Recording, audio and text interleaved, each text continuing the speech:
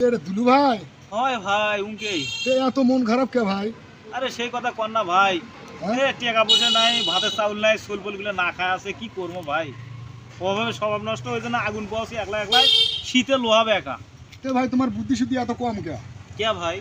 এই যুগে তারা সোল বলে চিন্তা ভাবনা করবে না কে? তাই নাকি? কি ভাই, কি হয়েছে? সেই বুদ্ধি আছে আমার কাছে। তাই নাকি? হ্যাঁ, ক্যাঙ্কা বুদ্ধি? তোর হাফিজি মাদ্রাসা ইতিমখানা মেলা আছে, অতগুলা ছেলে ওদিক পার করে দেও তো। মানে ওইদিকে পার করে দেবো? হ্যাঁ, তাহলে তো ভাতের চাপটা কমে যায়। তাই নাকি? হ্যাঁ, হাই ভাই, তোমার তো অনেক বুদ্ধি, আমি তো এই বুদ্ধি আগে পাইনি। এই ব্যবস্থা করো।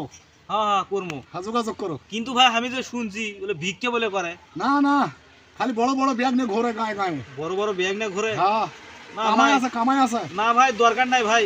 কামাই আছে। আমার সব না খা মরবি, কিন্তু তাও আমি ভিক্ষে করবে দেবো না ভাই। টেনশন করো স্যার। এখন টেনশন করবো, এখন আল্লাহ চলাবি, সবই আল্লাহর ইচ্ছা। ভালো বুদ্ধি দিছি তো।